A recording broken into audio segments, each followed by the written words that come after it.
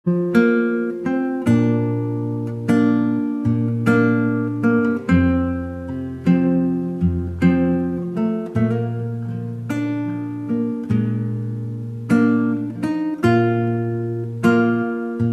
pagi saudaraku. Jumpa lagi dengan saya Pendeta Deborah Dumasis Yani Pertambunan dari CBM 7 TV dalam acara WTM Wisdom in the Morning, membahas firman Tuhan dari kitab Amsal, satu pasal setiap hari berulang-ulang sepanjang tahun. Saudaraku, untuk memperbaiki karakter kita, kita harus berkaca, bercermin kepada firman Tuhan.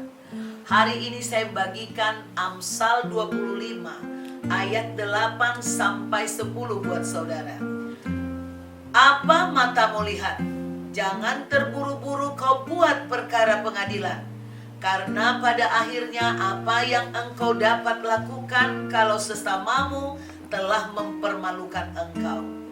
Belalah perkaramu terhadap sesamamu itu, tetapi jangan buka rahasia orang lain, supaya jangan orang yang mendengar engkau akan mencemoohkan engkau, dan umpat terhadap engkau akan tidak hilang.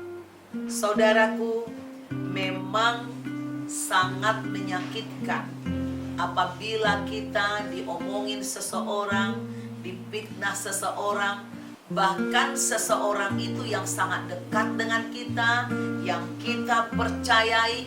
Kita mengetahui rahasia-rahasia kelemahannya dan kita menjaga rahasia itu. Namun suatu hari tersandung, dia kesal dengan kita, dia juga tahu rahasia kita, dan dia memberitahu kepada banyak orang kesalahan kita. Apa yang harus kita lakukan? Alkitab mengatakan, jangan terburu-buru kau buat perkara pengadilan. Itu sebabnya Tuhan Yesus melarang kita menghakimi orang. Ketika kental di kepala kita kesalahan orang, bukan berarti kesalahan kita juga tidak dilihat orang lain. Oleh karena itu, timbang dahulu apakah engkau perlu membuat perkara pengadilan terhadap seseorang.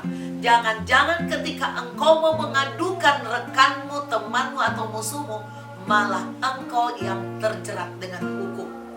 Jadi sebelum menghakimi, hakimi dulu terlebih dahulu. Teliti dulu saudaraku.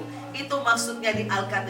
Jangan pada akhirnya engkau dipermalukan. Bayangkan saudara kita, wah, protes-protes, menyalahkan orang. Tahu-tahu nanti ketika dia menjawab, malah aib kita dibukakan dan kita dipermalukan. Dan dikatakan seperti ini, sekiranya engkau mengetahui keburukan orang, aib seseorang, dan engkau sedang bermasalah, berperkara dengan orang itu, tapi Alkitab mengatakan, belalah perkaramu terhadap sesamamu itu, tetapi jangan buka rahasia orang lain. Apalagi seperti saya, seorang pendeta, seorang konselor yang banyak mengetahui misalnya kelemahan, kekurangan seseorang. Orang banyak mempercayakan rahasianya kepada saya, saudara. Saya sebagai hamba Tuhan atau sebagai anak Tuhan, ketika sedang berperkara dengan orang lain, tidak boleh membuka aib orang itu demi membela diri saya supaya orang membenarkan saya. Tapi Alkitab mengatakan kita boleh membela diri kita tentu dengan pertolongan Tuhan. Berarti kita harus mengejar Roh Kudus, kuasa Roh Kudus, karena Roh Kudus sangat mampu menyingkapkan. Suatu hari saudara, saya mengalami benturan seperti ini. Ada orang yang saya layani, istri seorang polisi, saudara. Nah, saya sudah melayani mereka dan memang ada kebejatan-kebejatan yang dilakukan oleh keluarga orang ini. Tetapi entah kenapa mungkin serangan balik, tiba-tiba suatu hari dia gak senang kepada saya dan dia menceritakan saya ke banyak orang, pelayanan saya dia jelek-jelekan. Dan lucunya banyak orang saudara yang mungkin merasa bersaing dengan sesama hamba Tuhan. Lalu mereka percaya tanpa konfirmasi dan mereka dari mulut ke mulut menceritakan keadaan keadaan yang dinyatakan oleh ibu ini, saudaraku. Saya sebenarnya malu dan berontak, dan saya ingin membela diri saya karena saya merasa dipermalukan. Lalu saudaraku, saya berdoa kepada Tuhan, tapi Tuhan memberikan firman ini kepada saya. Belalah perkaramu, tetapi jangan engkau buka rahasia orang lain.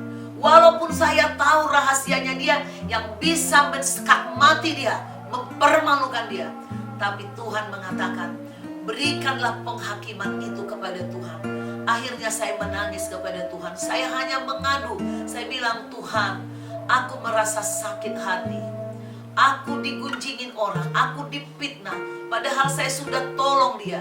Sekarang Tuhan, aku ingin mengatakan kepada orang apa yang yang saya tahu tentang dia. Tapi Tuhan mengatakan, jangan, ampuni dia.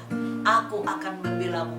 Dan benar saudaraku, suatu hari kemudian saudaraku, Tuhan melakukan suatu perkara dengan ibu ini.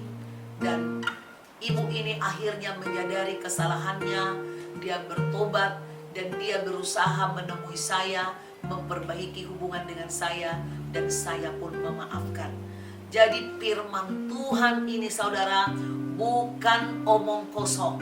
Firman Tuhan ini bisa dibuktikan kuasanya.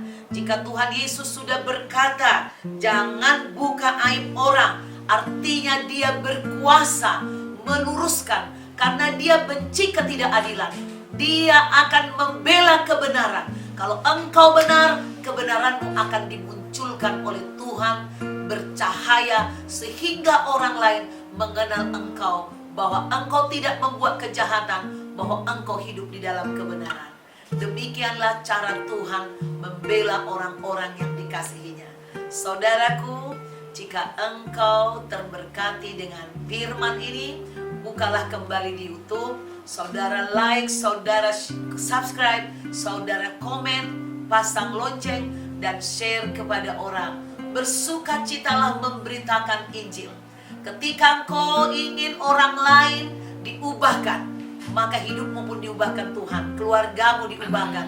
Dan yang pasti, pengubahan daripada Tuhan itu membawa hidupmu naik penuh damai dan sukacita. Sampai jumpa besok pagi. God bless you.